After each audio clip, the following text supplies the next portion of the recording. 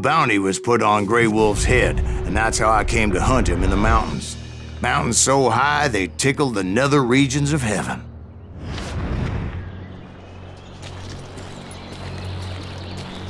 Grey Wolf was a Chiricahua Apache medicine man who had led a war party in revenge for a massacre against his people. The U.S. Army had attacked his tribe during his daughter's sacred sunrise ceremony, and the slaughter was unspeakable. I understood his anger, as there's nothing more traumatic than seeing those you love die in a cruel and painful death. Right from the beginning, I couldn't shake the feeling that Grey Wolf was watching my every move. He led a band of young Apache warriors who wanted retribution and were more than willing to die for him.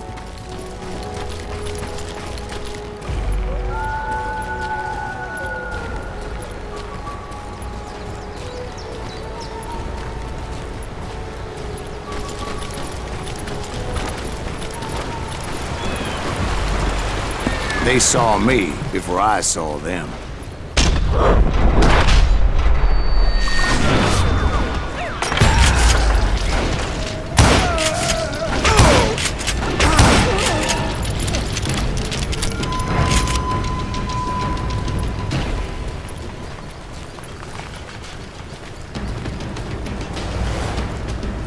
It crossed my mind that maybe this wasn't such a good idea. But now that the shooting had started, there was no backing down.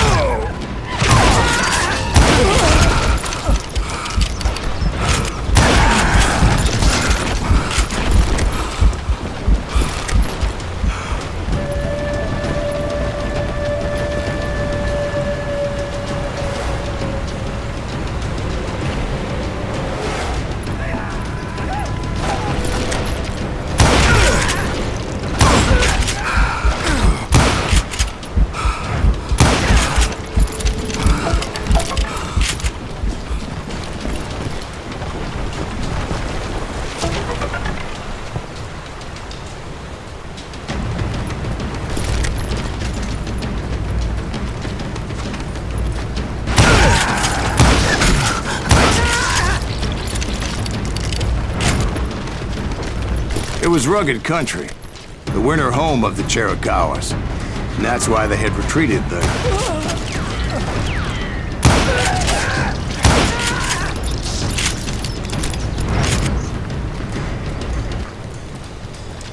I admit to having some regrets about going after them the way I did. But then again, I got a lot of those.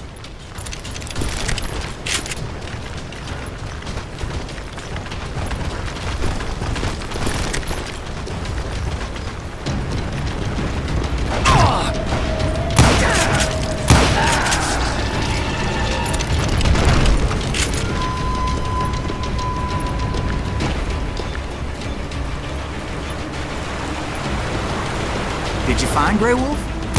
Not at that moment, but I did find the entrance to their hideout.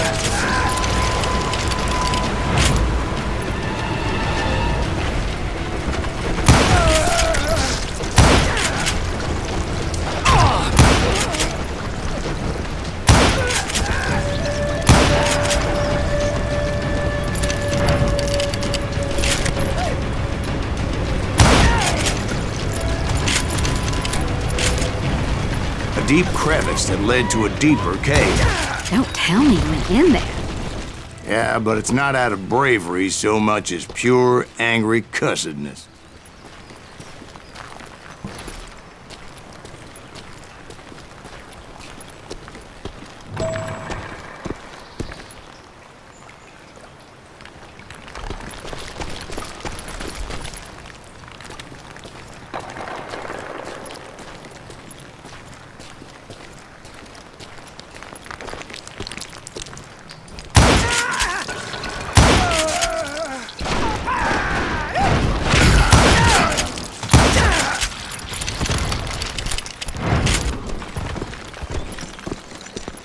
See, back then, I had a stubborn streak a mile wide, and I wasn't about to back down. So it was like pitch black in there? Actually, it was pretty well lit, as they had torches on the walls.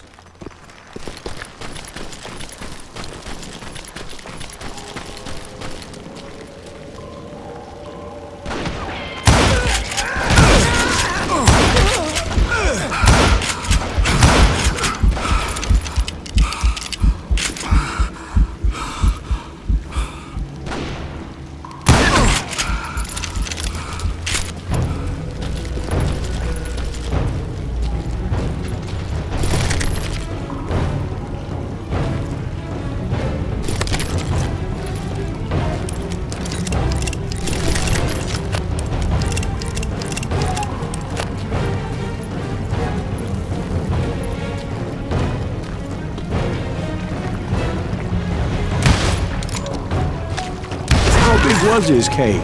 Big as hell, Ben. Chiricahua had hid out there during the Indian Wars.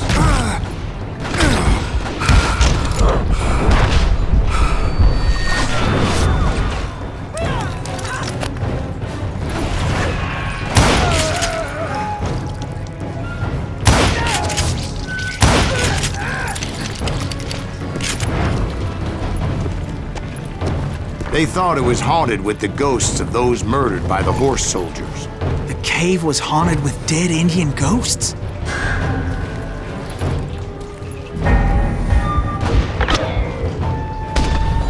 To be honest, I was more concerned with the live ones than the dead ones.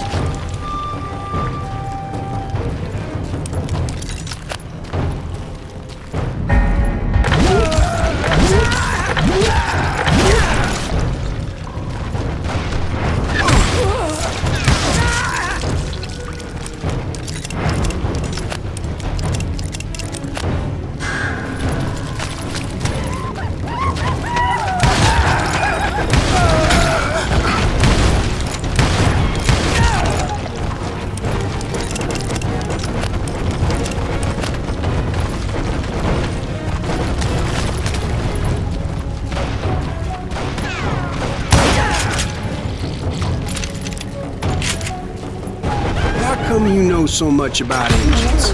A few years back, I was married to 2 Mescalero women. At the same time? Yeah, they were sisters. Polygyny is traditional among the Mescalero. So what happened? Oh, I had to get out of there. Those girls never shut up. Both of them nagging at me all the time. Drove me half crazy. Haven't seen them since. No, I mean, what happened with Grey Wolf? Oh, well, I pursued him into the Cave of Death.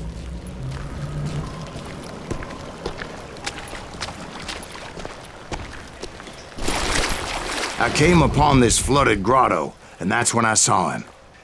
He came to me unarmed and unafraid. His voice echoed in the shadows, and I sensed he meant me no harm. You carry great darkness in your heart, and if you do not release it, it will claim your soul. The sound of his voice put some kind of ancient Indian spell on me. As his story unfolded in my mind, You will come to this place again and kill many more men, and the darkness will grow until it consumes everything that you are. The soul would have no rainbow if the eye had no tears. he said I was a great warrior, a coyote man, unequaled by any other pale-faced warrior, or something like that. The snakes will bite shadows of your past until a venom poisons your heart, and an echo of the song of the dead summons the spirits deep from within the mountains. I didn't quite get what he was saying, but there was definitely snakes. And indeed, his warriors surrounded me and attacked me like hungry wolverines. They couldn't stop me, though, and Grey Wolf wasn't in the mood for idle talk.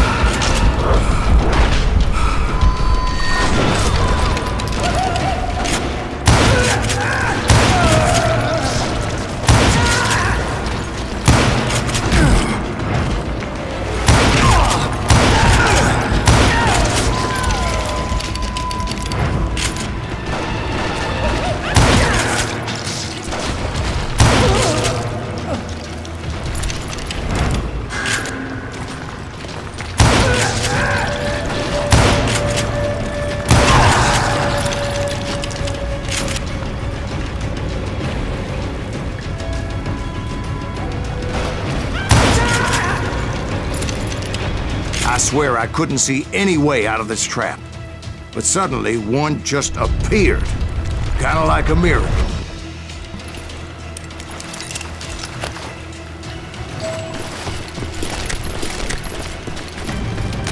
I felt like I would be lost in that damn cave forever.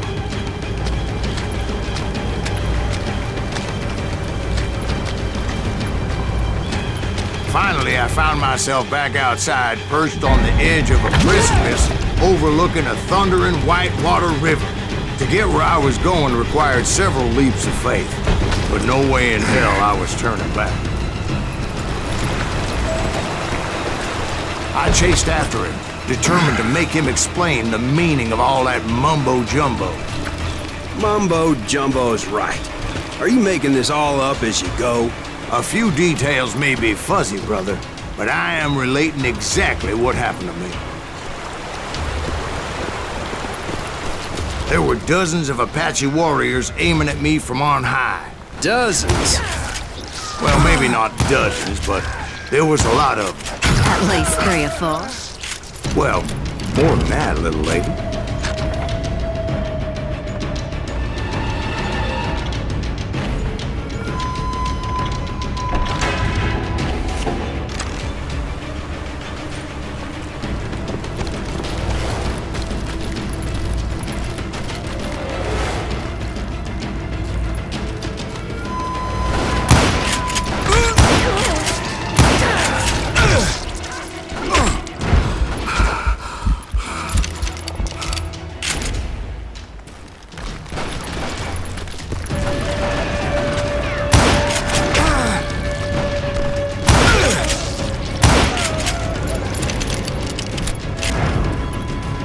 A steep climb up creek ahead of me and scrambled up those rocks like a mountain goat.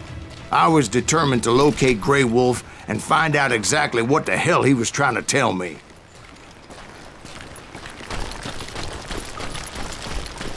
And wouldn't you know it, that crafty son of a bitch led me right into a trap. What kind of trap? Well, son, there had to be at least 100 Apaches surrounding me. 100? God be my witness. Oh, come on. Who are you kidding? Hey, I believe you. Come on, tell us how it ended. All right, but I'm not gonna drag this out. Where were we? You were surrounded by 100 Apache warriors. Well, I didn't take the time to count them exactly, but there were a lot of them.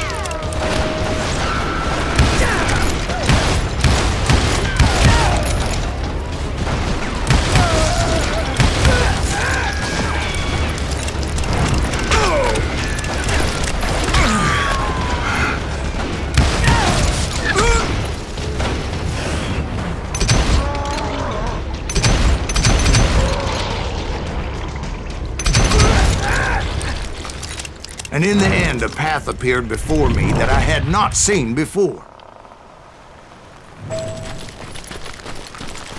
I followed it as I desperately needed to find out what Grey Wolf was trying to tell me. But it was like that son of a bitch disappeared into thin air.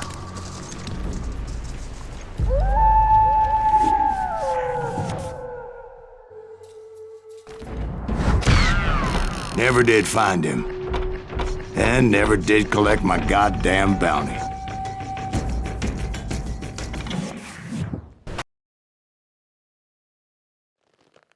Thank you, darling.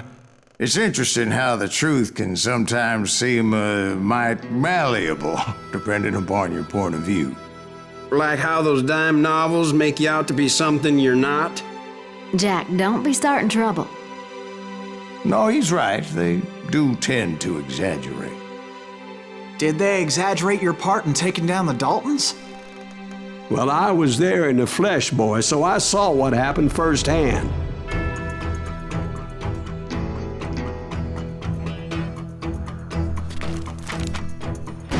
Those Daltons were lawmen once, before they all went bad, robbing banks and trains clear across the territory.